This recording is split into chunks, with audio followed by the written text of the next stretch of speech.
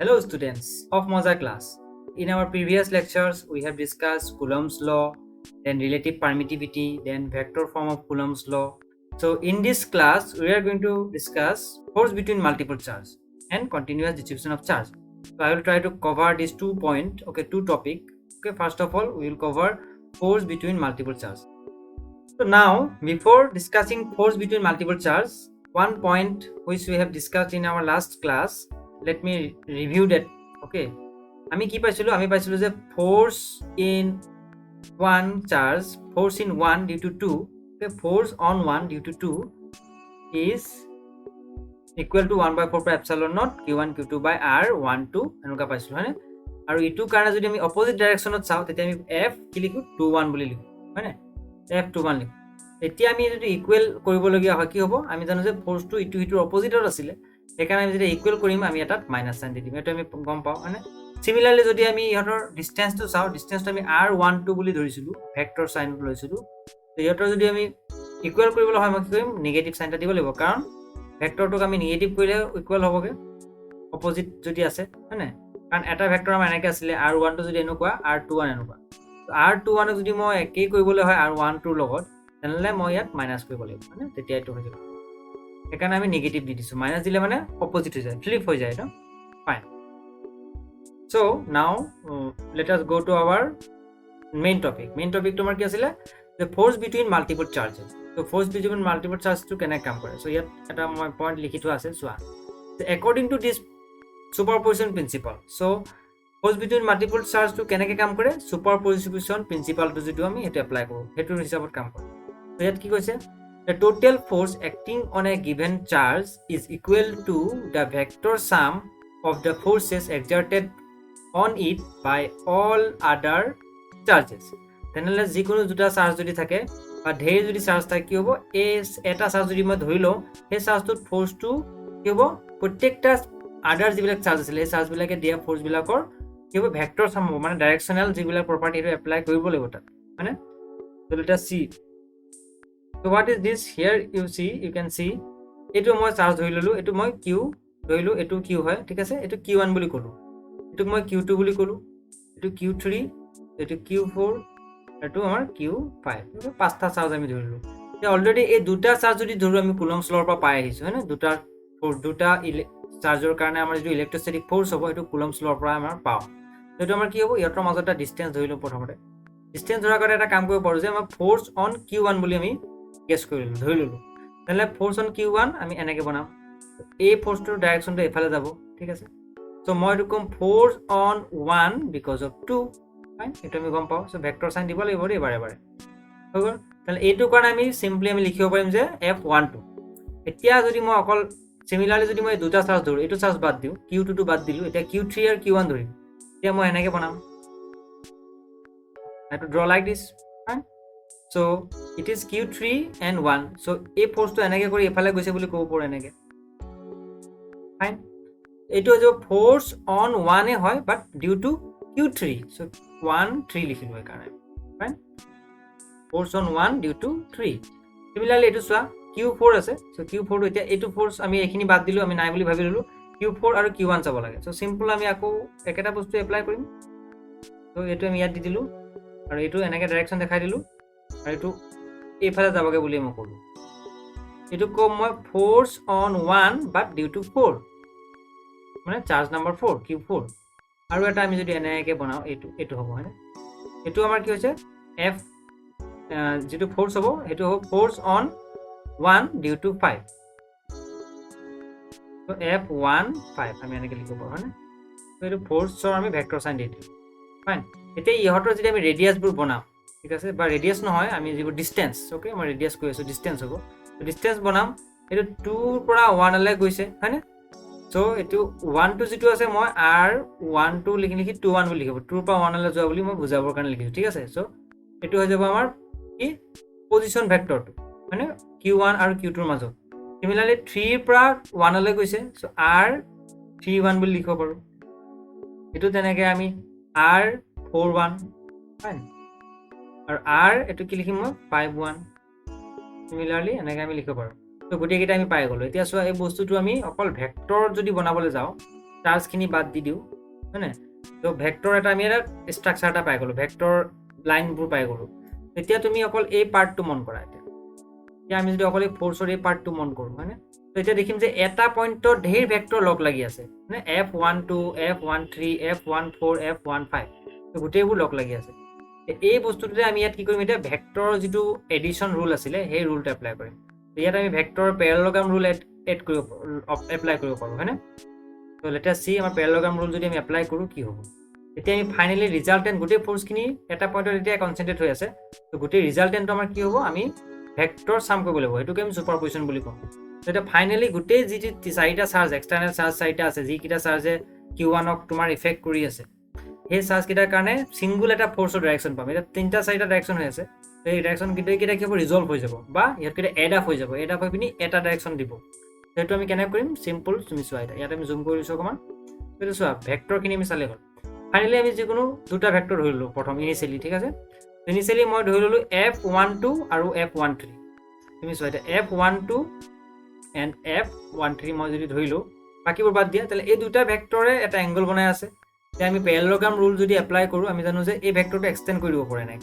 তো মই কি কৰিম পেৰালোগ্ৰাম ল এটা আঁকিম মানে পেৰালোগ্ৰাম এটা আঁকিম ঠিক আছে পেৰালোগ্ৰাম ৰুল বা ল ইউজ কৰিম চিমিলাৰলি এইটোৰ কাৰণেও সমান জোখত আমি এনেকৈ বনাম মানে এইটো পেৰালোগ্ৰাম বনাই দিলোঁ তো পেৰালোগ্ৰাম যেতিয়া বনাই দিলে আমি জানো পেৰালোগ্ৰাম ল ভেক্টৰ এডিশ্যনৰ পৰা যিটো ডায়গনেল হ'ব এনেকৈ সেই ডায়গনেলটো হ'ব ৰিজাল্টেণ্ট অফ আদাৰ টু ভেক্টৰ সেইটো ৰিজাল্টেণ্ট হ'ব তেনেহ'লে আমি কি কৰিম এই মাজৰ যিটো ৰিজাল্টেণ্ট এইটো যিটো পালোঁ এইটো হৈ যাব তোমাৰ ফ'ৰ্চ কি এইটো হৈ যাব আমাৰ ফ'ৰ্চ 12 প্লাছ ফ'ৰ্চ 13 দুইটা হৈ গ'ল ইয়াত তেনেহ'লে চোৱা এতিয়া আমাৰ এই দুটা ৰিজল্ভ হৈ গ'ল ইয়ালৈকে চিমিলাৰলি এতিয়া আমি এইটো পাই গ'লোঁ ঠিক আছে এতিয়া আমি এইটো মই কালাৰটো বেলেগ কৰিলোঁ ব্লুটো গৈ পিনি আমাৰ কি হৈ গ'ল এতিয়া পিংক কালাৰ যিটো হৈ গ'ল সেইটো আমাৰ resultant of this two forces similarly এতিয়া এই দুটা আমি এডাপ্ট কৰি দিওঁ পিংক কালাৰটো আৰু এইটো আমাৰ যিটো F14 আছিলে সেইটো যদি আমি এডাপ্ট কৰি দিওঁ কেনেকুৱা হ'ব এনেকৈ যাব এইটো আকৌ পেৰালোগ্ৰাম এটা বনাম এই দুটা ছাইড লগাই পিনি F14 আৰু এই এডিশ্যনটো যিটো আমি লৈছোঁ এনেকুৱা হ'ব ইয়াৰ যিটো ৰিজাল্টেণ্ট হ'ব সেইটো আমি ধৰি লওঁ আমি বেলেগ এটা কালাৰ দি পিনি দেখাইছোঁ এতিয়া ইয়াৰ ৰিজাল্টেণ্ট এনেকৈ যাব এনেকৈ গ'লে এইটো আমাৰ এনেকুৱা হ'ব এতিয়া এই ৰিজাল্টেণ্টটো কি হ'ব আকৌ ভেক্টৰ ৰুল ইউজ কৰিছোঁ এইটো হৈ যাব তোমাৰ F12 প্লাছ F13 অলৰেডি আমি আছিলে সেইটো প্লাছ F14 হৈ গ'ল চ' এইটো পাই গ'লোঁ তেনেকৈ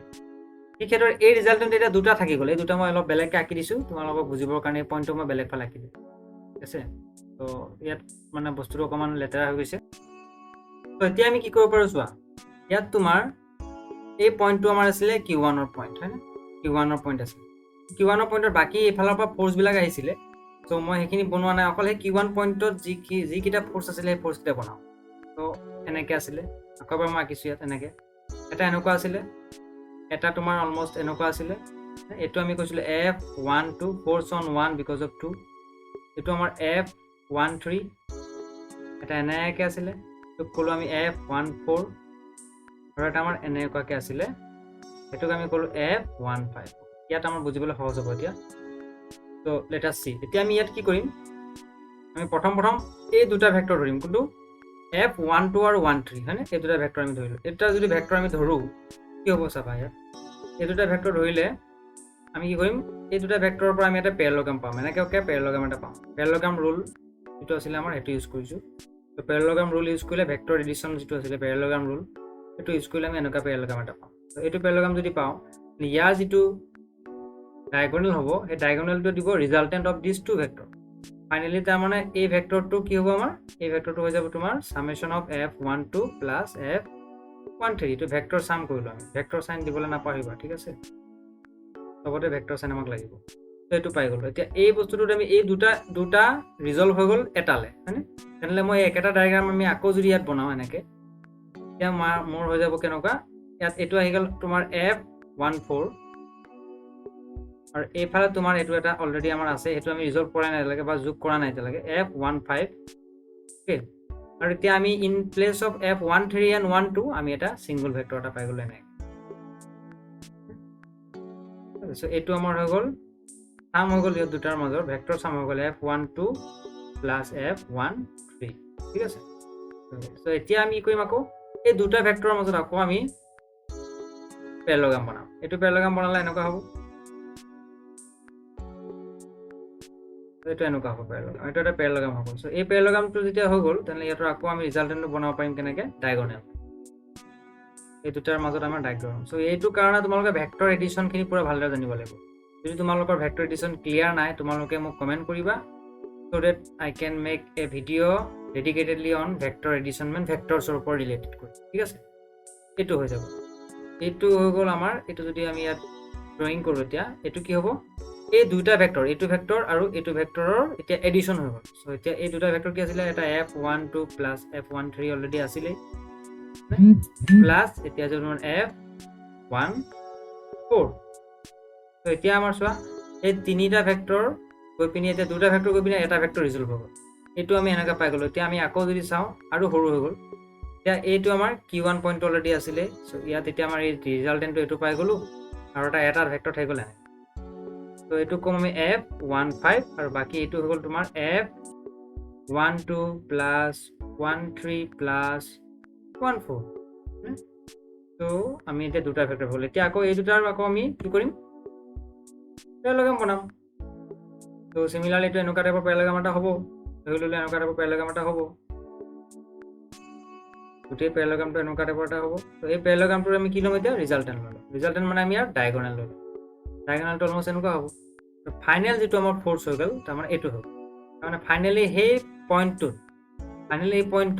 তাৰমানে এটা ফ'ৰ্চৰ ডাইৰেকশ্যন থাকিব আমি যিটো পিকচাৰ লৈছিলোঁ এইটো লৈছিলোঁ তো এটা পইণ্টৰ ডাইৰেকশ্যন থাকিব অলমষ্ট এনেকুৱা টাইপৰ ডাইৰেকশ্যন এটা থাকিব হয়নে তো ফাইনেল ডাইৰেকশ্যনটো সেইটো হ'ব গোটেইকেইটা ফ'ৰ্চ কি হ'ল এতিয়া এড আপ হৈ গ'ল ভেক্টৰিলি এড আপ হৈ গ'ল তো এতিয়া এইখিনি গোটেইখিনি কি হৈ যাব আমাৰ f12 plus f13 plus f14 plus f15 so don't forget to give the vector sign এনেকৈ তেনেহ'লে এই বস্তুটোকে আমি কি বুলি ক'ব পাৰিম এতিয়া ফ'ৰ্চ on 1 এটা অবজেক্ট মানে এটা চাৰ্জত ফ'ৰ্চ বুলি ধৰিছোঁ force on 1 is nothing but it is the vector sum of force on 1 due to 2 plus force on 1 due to 3 plus force on 1 due to 4 and force on 1 due to 5 যেটা আমাৰ পাঁচটা charge আছিলে তাৰে এটা চাৰ্জত ফ'ৰ্চটো আমি calculate কৰিছোঁ সিমিলাৰলি যদি এনেকা নাম্বাৰ অফ চাৰ্জটো ইনক্ৰিজ হৈ গৈ থাকে ঢেৰ চাৰ্জ হৈ যায় হয়নে তেতিয়া আমি কি বুলি লিখিব পাৰিম ফ'ৰ্চ on 1 এটাৰ কাৰণে যদি এতিয়া পাঁচটা নহয় আৰু বেছি চাৰ্জ আছে ঢেৰ n number of charge so that we can write f is equal to 1 to f12 plus f13 ঠিক আছে প্লাস এনে কৰি আমি কিমান লাগে লিখিব পাৰিম f15 লৈকে ও 15 নহয় সৰি 1n লৈকে মানে n টা আমাৰ চাৰ্জ আছে আপ টু n টাইমছ না n নাম্বাৰ অফ চাৰ্জ আছে মানে এইটো আমি সামেশন ফৰ্মত লিখিব পাৰিম কেনেকৈ ফ'ৰ্চ দিলো সামেশন লিখি দিম ইয়াত সো i ইকুৱেল টু ক'ৰ পৰা আৰম্ভ হ'ব 1 ৰ পৰা আৰম্ভ হ'ব 1 ৰ পৰা ক'লৈকে যাব n লৈকে গ'ল সো মই লিখিম ইয়াত f i n আৰু ফ'ৰ্চ হৈ গ'ল সো এইটো আমাৰ f1 so force on 1 will be summation of individual forces মানে given by each charge প্ৰত্যেকটা চাৰ্জে যিমানটা ফ'ৰ্চ দিছে এইটো তো এইটো আমি আকৌ 1/4 পৰা এপসাইলনৰ ফৰ্মতো লিখিব পাৰিম তো এইটোটো আমি এনেকৈ লিখিম i ইকুৱেল টু 1 তো আমাৰ n হৈ গ'ল তো f is equal to আমি জানো 1/4 পাই এপসাইলন কুলম ফ'ৰ্চ এপসাইলনত এতিয়া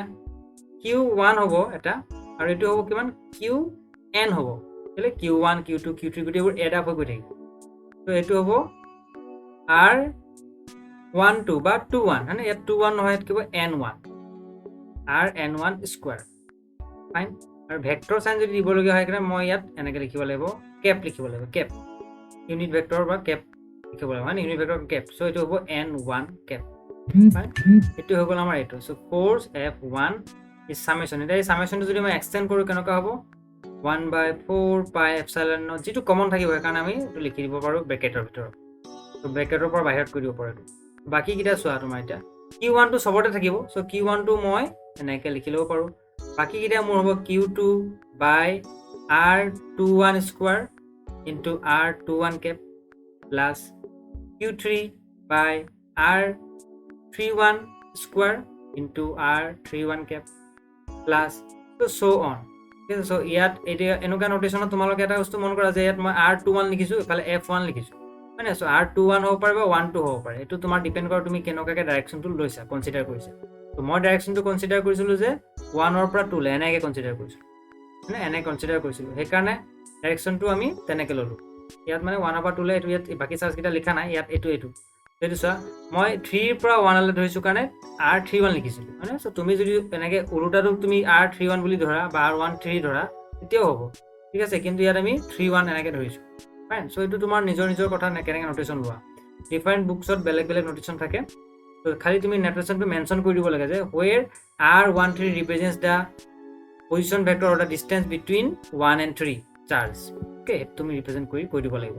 তো ফাইনেলি আমি পাই গ'লোঁ ছুপাৰ পজিশ্যন প্ৰিন্সিপালৰ পৰা ফ'ৰ্চটো। তো চোৱা, এই বস্তুটো আমাৰ ইম্পৰ্টেণ্ট হয়, এই বস্তুটো আমাৰ বেলেগ যেতিয়া আমি ইলেক্ট্ৰিক ফিল্ড পঢ়িম, ফিল্ডতো একেটা বস্তু এপ্লাই হ'ব, এফৰ জেগাত তোমাৰ ই আহি যাব।